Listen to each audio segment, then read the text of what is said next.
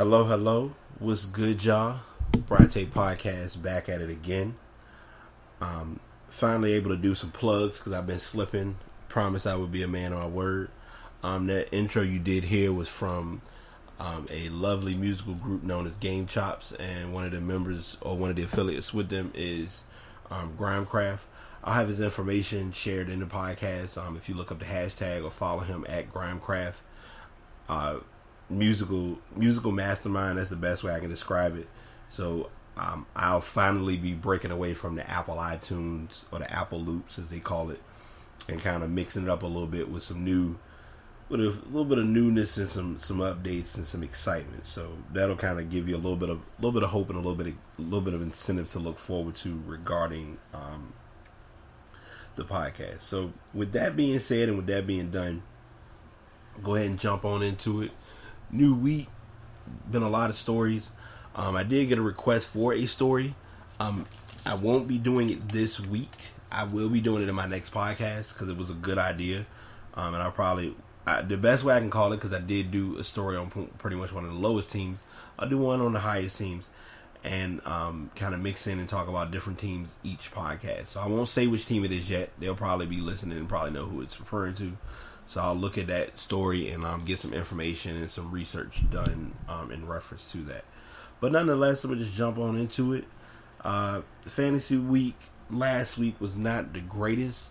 I didn't have many players to really get many points from. So it's kind of a toss-up of trying to get anything.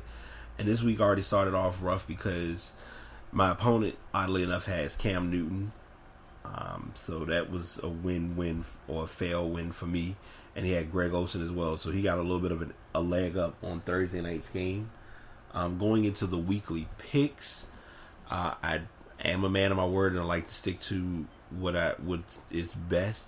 I did not, obviously because I didn't watch the game, I can't say anything or mention anything about last week's, I'm sorry, not last week, but on Thursday's podcast, Thursday's matchup between Carolina and New Orleans. Personally, I would have likely picked New Orleans, but I can't sit and say that as of yet. So it is what it is. But just want to at least let y'all know where I stood with that game. So I'm just getting my information because I want to make sure I don't leave you all out of the loop. Currently, my record is 57-51-2. Last week I did pretty good, actually, surprisingly. Even though the Packers game I didn't have the way I expected it to be, it was chosen and it was what it was. So I ended up getting that loss because I did pick Green Bay over Tennessee. So I'm not going to lie to you. I'm a little skeptical and a little delayed with picking them this week. If faith is on my side, yeah, they don't have a bye week. So it looks like I have to pick that matchup. So without wasting any time, I'll go ahead and jump into each game, give my pick, and kind of let it flow and be as simple as possible. First matchup, Bills at Bengals. Taking a surprise shot here, going to take the Bills. Steelers at Browns. One of my coworkers is a diehard Steelers fan, despite it being the Browns. It's still any given Sunday, but unless something crazy happens, should be the Steelers. Should be able to kind of have a landslide for that game. Ravens at Cowboys. Gonna go with the Cowboys. Jags at Lions. Jags been struggling quite tremendously this year, so I'm gonna go ahead and go Lions. Titans at Colts. Colts have been kind of on a slight decline, but it's been kind of a silent decline, if that makes sense. So I'm gonna go ahead and go Titans. Bucks and Chiefs. Kind of the feel has it, but I'm gonna kind of take a surprise pick with that one and pick Buccaneers. Vikings Cardinals. Don't really know because they've been kind of iffy this year because they started off good and then it's kind of been weird. So I'm gonna go ahead and pick Arizona. Giants at Bears. Bears kind of been a no-show for a while. Not expecting anything different this week. Gonna go ahead and pick the Giants. Dolphins at Rams. Interesting story because it's going to be in St. Louis and Jeffrey Goff will be getting the start. Jared Goff. I don't know why I want to make him Jeffrey Goff. I guess because the coach named Jeff Fisher. But anyway, Jared Goff gets to start. Not going to be the greatest of starts. I'm going to go ahead and pick the Dolphins in that one. Patriots, 49ers, and San Fran.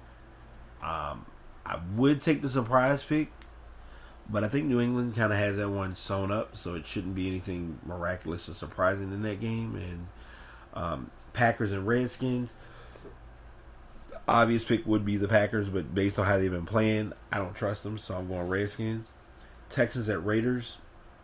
I might surprise some people with this one because it's the Monday night game, and I think it's only because, yeah, they've been playing good ball and they've been leading their division, and I've been the rebel with no cause, and I've broken my trend, and it worked for me last week, so I'm going to try it again. I'm going to go ahead and pick the Texans in that matchup. So those are my picks. If you agree with them, disagree with them, not feeling them, wish they were different, got your own options, throw them out there, share, let's talk about it, make it be what it is. So that's where I'm standing with that matchup. Kind of switching my stories around a little bit because I had them listed a certain order, but I'm changing tabs on the fly because I can do that. Currently, we have the playoff rankings starting to ease into play. Usually about week 9, we kind of get an idea of who's going to be what ranking in the college football playoff system that was implemented about this is the 3rd year I believe they'll be doing that playoff. There were a lot of teams who lost some key matchups, Clemson being one of them, but luckily their one loss didn't drop them too badly. Michigan lost as well. When the smoke cleared, as they say, Alabama's still number 1. They haven't lost a game yet. Ohio State's number 2 at 9-1. Michigan's 3rd at 9-1, and Clemson is 4th at 9-1. Now, when you break down, if you look kind of into the top 8, you kind of got a little bit of attention, but that'll change up a little bit because Houston beat Louisiana. Houston beat Louisville, so Louisville's now 9-2, so they kind of blew their playoff shots of kind of even trying to come back into the playoff conversation. Washington could win out in the Pac-12 and still have a chance, but that's all a matter of what does or doesn't happen. So there's that story. I wanted to at least make sure I didn't leave that one out of the mix. West Virginia's 8-1, but they really haven't had much of a strong schedule. Boise State, I'm going to talk about them because I was thinking about it a few days ago. Of course, everyone knows them as the blue field.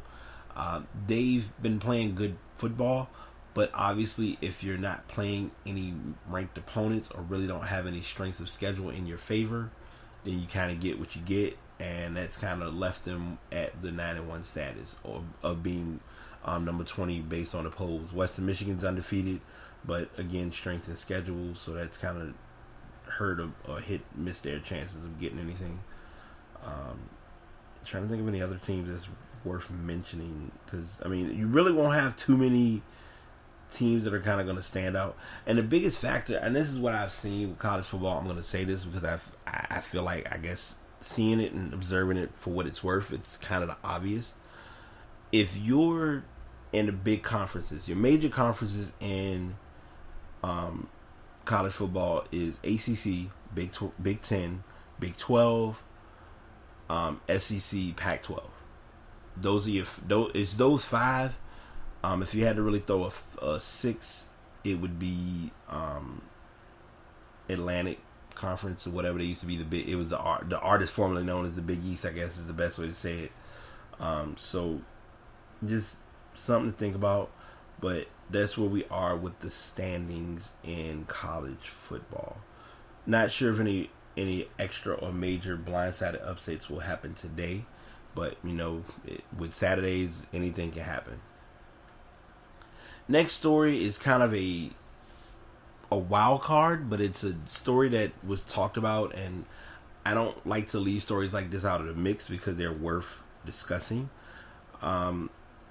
Now, the article that I retained from the whole thing is Reggie Miller gave his feedback on it. So before I talk about what Reggie Miller said, I'm gonna kind of give the backstory first, and then kind of prepare you for how this all went. So Phil Jackson, I guess, was doing a talk show, or he was doing an interview, I believe, with Rachel Nichols, and a question that came up. I'm sorry, it wasn't Rachel Nichols. She's usually on ESPN's Around the Horn, and she they did a sit down, talked about a few topics, and one of the conversations that came up was about LeBron James and the treatment that he needs as a player.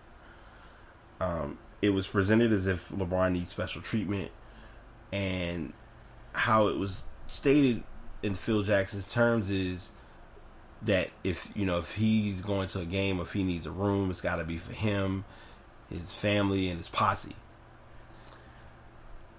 I'm really going to make sure that I don't go too long-winded with this podcast or with this topic, because I easily could. And the reason I say that the way I do is because it's a term that was used generally, but it was absorbed or it was interpreted incorrectly, if that makes sense. And here's why. Phil made the comment that he made. Does he get the option or the right to back down from it? Not really. Because it was how he felt. Was it justifiable for the conversation? Not necessarily, but it fit the statement of what he was saying.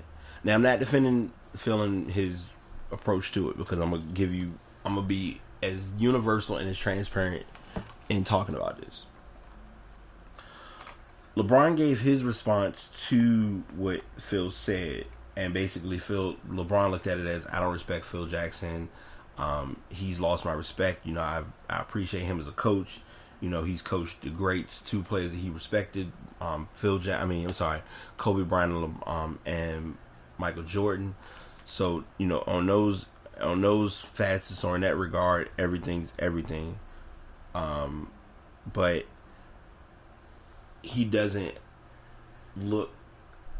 he looks at Phil with a new eye, and that's just kind of how it is.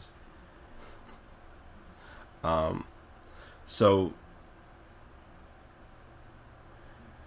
hold on one second, I'm sorry.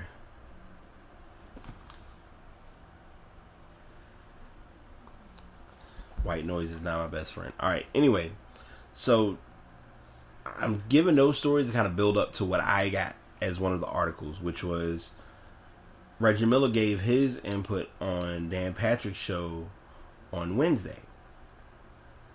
And the nicest way to say it was, Reggie Miller looked at it as Phil Jackson was out of touch. What Miller's response was specifically, and I'm reading this from USA Today, is you got to be able to read the climate of what's going on in America. And LeBron James built not only a sports empire, but a business empire with Rich Paul and Maverick Carter. And it just so happens to be guys he grew up with. Those guys, quote unquote, being referred to as the posse. When you use the term posse, most people are going to think it's African American, which pretty much it is. If you're Phil Jackson, you wouldn't say Tom Brady has a posse or Aaron Rodgers has a posse. So why does LeBron James have to have a posse if his friends that work for him and built up this empire? To me, it's Phil Jackson is out of touch. I thought it was uncalled for. I think Phil wanted, and I'm going to say it because I feel like it needs to be said. I think this was blown out, way out of proportion, more than what it was. Did Phil, going back to the questions I asked earlier, did Phil have to use that term? No. If he said crew, would it have been a problem?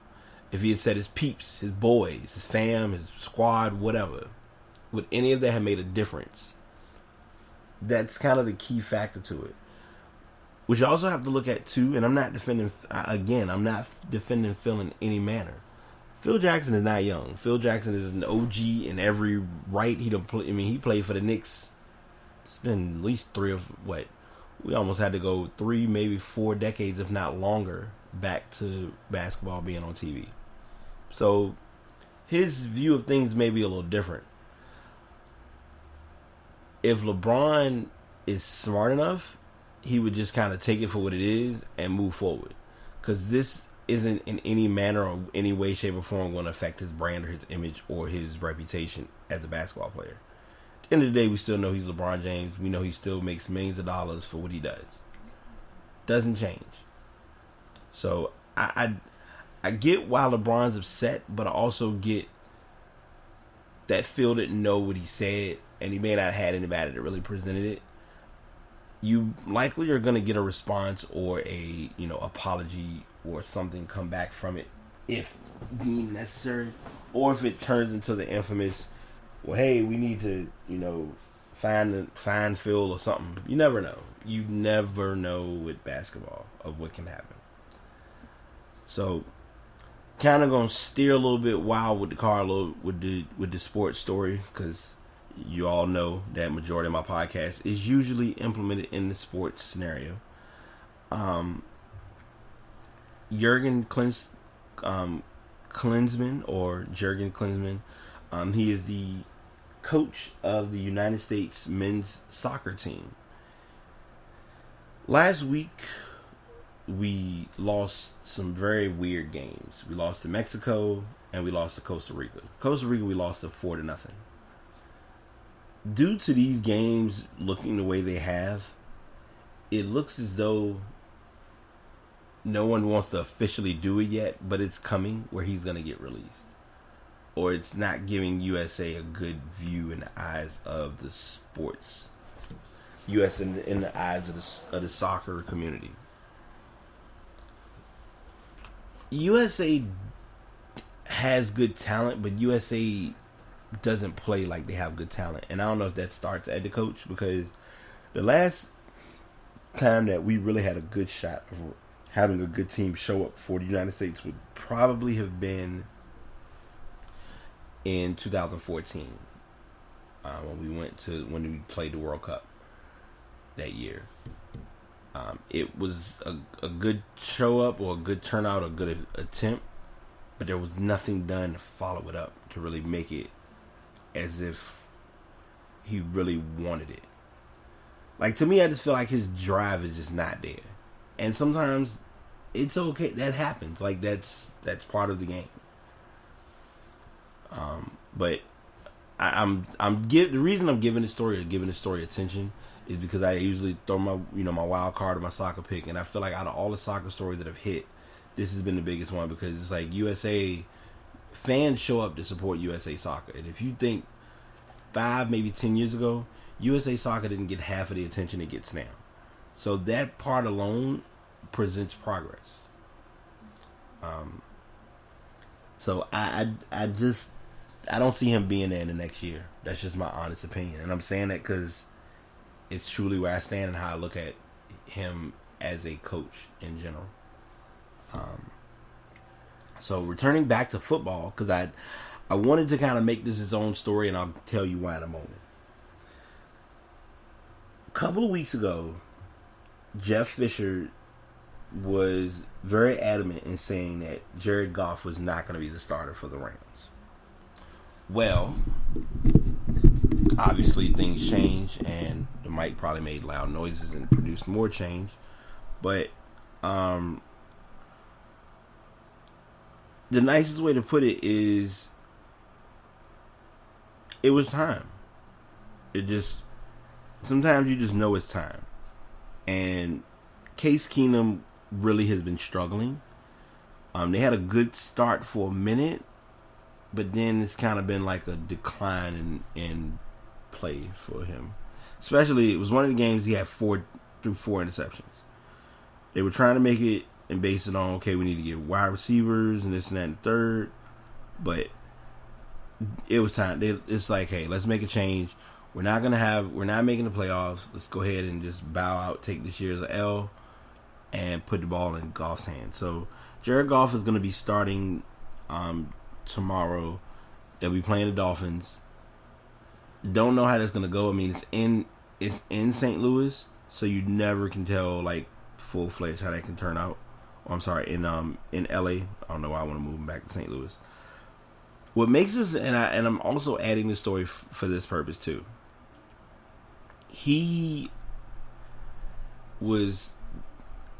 LA made a huge sacrifice to get him, point blank. They literally gave away picks, did some, manipulations of sorts. Not manipulations, but, did things to get that number 1 pick. So for you to get him as the number 1 pick and not play him at all this season, if he wasn't ready to start, that's one thing I understand, because some players can come into the NFL, can't adjust to the speed of the game. I fully get it. You won't hear me argue about that one at all. So I just wanted to point it out or address that before I continue talking about his reputation. All right, so now I'll do the college world, and for whatever reason, Michigan State is having an identity crisis. Currently, they're 0-2. They're ranked 13th as of right now, because with college basketball, you can play X number of games, but they have their rankings update on one specific day of the week, and then that's when they all kind of are based from that date. So currently, it's been a rough road or a rough process for Michigan State. And that's the best way I can say it. Having Malik Monk show up like he has been literally a godsend, because no one expected it. He had 23. He scored 23 points. He shot 7 of 12 from 3-point line for Kentucky. I'm bringing this game up and I talk about it because it's just so odd to me that, I'm not gonna lie, Miles Bridges, I like him. When he was he was in high school, playing against Oak Hill, those games, he brought it.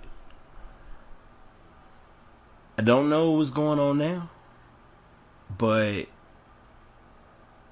it's a different speed. And I always say this: when you're in high school, you can shine, you can show out, you can get buckets, ball out, control, go hard, whatever. But when it's game time and it's all on the line, it's a whole nother dance and it's a whole nother routine when you're playing against other top high schoolers who are in college, or against seasoned college basketball players. Like, Kentucky still has a senior starting in their lineup. There was discussion of stating that they were going to, it's a possibility they could start a Fab 5 again, do a Fab 5 2.0. I'm going to tell you now, I don't see it happening. It happened a few years ago. I'm thinking, no, it didn't. Because I'm wanting to say that Randall, that they had 5 freshmen start, but I don't think that was the case that I recall. But with this team, he's still trying to get a feel for who's ready, where can they fit in, how will they play, things of that sort.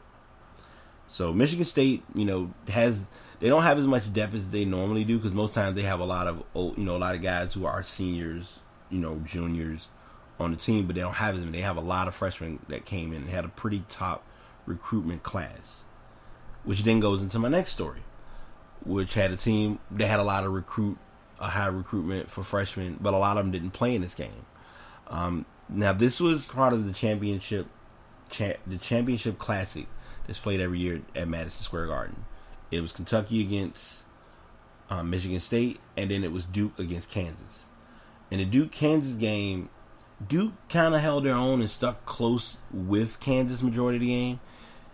Josh Jackson had a pretty good performance. Frank Mason hit the key shot to finish them off, and they were able to win the game. And I'll go ahead and say it for him to be petty, because I can, and it's just me being silly. Malik Newman is not playing basketball this year. Anyone who knows or understands the story of college basketball, Malik Newman came over to Kansas basketball team this year, and because he came over redshirted, that means that he withdraws a year of eligibility to play for the team, which in hindsight means he's on Kansas's team to play next year, but he's not going to play this year. He's not injured or anything. When you choose to transfer to another school, that's part of the transfer protocol or guidelines. So I'm sharing this story being silly. The truth is, my man is super duper upset because he feels like he's getting tired of having to explain this over and over as to why he can't play. But you have to understand, if no one plays basketball or doesn't know college rules, and they didn't go to a college or university on a scholarship, then they're not going to know how that works. So that's why a lot of individuals may have those odd statements or odd conversations addressing why you're not playing, because they look at it as, well, you're on the team, why you ain't playing? So I wanted to share that story before I forget, because that's just me being me. Alright, a few more stories. Realize this wasn't going to be long. I said I looked at the tabs and I looked at everything that I had to talk about, and I was like, I'm going to be talking about so much. So next story is about the new It's almost though I feel as though my podcast is just testing me, but that's okay. Sometimes life does that, and you just kind of got to move on and let it be what it is. So I've closed a few things down. Sorry for those little breaks in between. We're gonna get this thing done because I got a few more topics to finish up, and we should be all set. So the last topic I was getting into and discussing was the collective bargaining agreement with the NBA.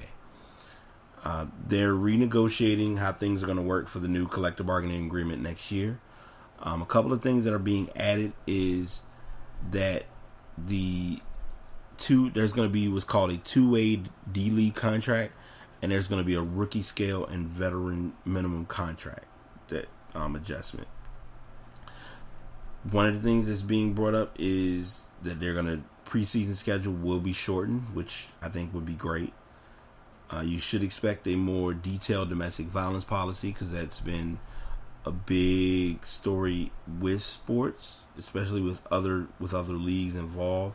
So I think, the main thing is you want to get right what other leagues have gotten wrong or could possibly get wrong. So you don't want to go through that whole process. We can thank OJ Mayo for this one. No, I'm just kidding. Minor tweaks are going to be done to the drug testing procedure. A lot of change since then. Last week, California and Massachusetts voted to legalize recreational marijuana. 17 of the planned states were be somehow legal.